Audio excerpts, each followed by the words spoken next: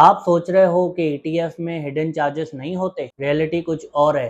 आज मैं आपको 4 पॉइंट्स बताऊंगा जिन पे लोग बात ही नहीं करते, पर यही आपके रिटर्न डिसाइड करते हैं। और हाँ, एक बोनस पॉइंट भी है जिसे ईटीएफ में आपका पैसा ज़्यादा एफिशिएंटली ग्रो करेगा, तो एंड तक जरूर देखना।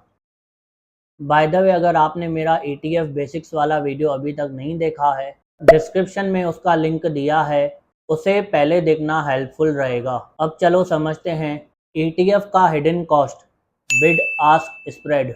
ईटीएफ का प्राइस मार्केट के डिमांड और सप्लाई बेस पर डिसाइड होता है। हर ईटीएफ के दो प्राइजेस होते हैं, बिड प्राइस, आस्क प्राइस।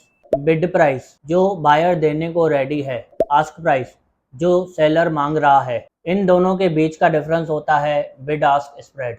अगर एक ईटीएफ 200 रुपये पर ट्रेड कर रहा है, बिड प्राइस 199.5 रुपीज़ है और आस्क प्राइस 200.5 रुपीज़ है, मतलब दोनों का डिफरेंस 1 रुपया, यानी 0.5%। जब भी आप ईटीएफ बाय या सेल करते हो तो आप ये 0.5% का कॉस्ट इनडायरेक्टली पे करते हो। In short, bid ask spread एक साइलेंट रिटर्न किलर है।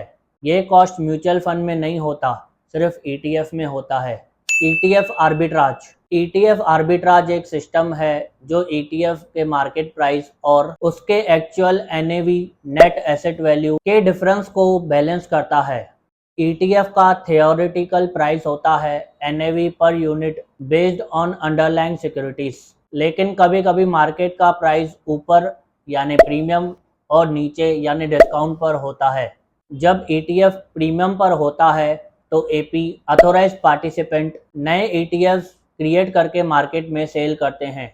जब ईटीएफ डिस्काउंट पर होता है तो एपी ईटीएफ यूनिट्स बाय करके रिडीम कर लेते हैं। इस प्रोसेस को ईटीएफ आर्बिट्राज कहते हैं। Dividend versus reinvest. ETF में डिविडेंड के दो मॉडल्स होते हैं, dividend pay out ETF, dividend reinvestment ETF. Dividend pay out ETF, ये ईटीएफ अपने इन्वेस्टर को कैश डिविडेंड डायरेक्टली देते हैं, जैसे निप्पॉन इंडिया ईटीएफ और निफ्टी 20। ये time to time dividend distribute करते हैं। डिविडेंड री इन्वेस्टमेंट ईटीएफ, ये फंड डिविडेंड अमाउंट को फंड के एनएवी में ऐड कर देते हैं। इन्वेस्टर्स को सेपरेट पे आउट नहीं मिलता, जैसे UTI Nifty 50 ETF. Dividend pay out पे इन्वेस्टर को टैक्स स्लैब के हिसाब से टैक्स देना पड़ता है। री इन्वेस्टेड डिविडेंड एनएवी में मर्ज हो जाता है और कैपिटल गेन के थ्रू टैक्स होता है। लॉन्ग टर्म इन्वेस्टर्स के लिए री इन्वेस्टमेंट मॉडल्स बेस्ट होता है, क्योंकि कंपाउंडिंग कंटिन्यू रहती है और टैक्स डिफर होता है। ETF SIP, direct versus broker based. SIP mutual fund का मोस्ट पॉपुलर फीचर है, लेकिन ईटीएफ में कंसेप्ट थोड़ा डिफरेंट होता है, क्योंकि ईटीएफ स्टॉक एक्सचेंज पर ट्रेड होता है। डायरेक्ट एएमसी एसआईपी, कुछ AMC ETF SIP directly offer करती है, लेकिन एग्जीक्यूशन टाइम फिक्स नहीं होता, क्योंकि ईटीएफ सिर्फ मार्केट आवर्स में ही ट्रेड होता है।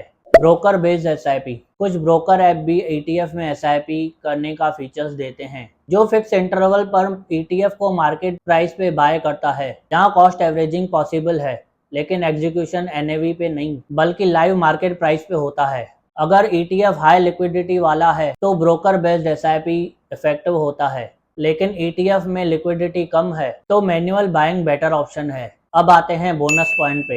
Expense ratio. ईटीएफ में फीस थोड़ी कम होती है as compare to index fund, इसीलिए आपका ज़्यादा पैसा मार्केट में इन्वेस्ट होता है, ना कि मैनेजमेंट फीस में जाता है। फाइनेंशियल फ्रीडम सिर्फ इन्वेस्टिंग से नहीं, राइट अंडरस्टैंडिंग से मिलती है। अगर आपको ये वीडियो हेल्पफुल लगा हो तो लाइक करो, शेयर करो और कमेंट्स में लिखो आपका फेवरेट ईटीएफ कौन सा है। और अगर आप ईटीएफ के बेसिक्स के ऊपर डिटेल वीडियो देखना चाहते हो तो डिस्क्रिप्शन में उस वीडियो का लिंक दिया है, चेक जरूर करना। ऐसे और इन्फॉर्मेटिव वीडियोस के लिए चैनल को सब्सक्राइब करो और बेल आइकन भी दबाओ। Thanks for watching. मिलते हैं अगली वीडियो में एक और फाइनेंशियल इंसाइट के साथ।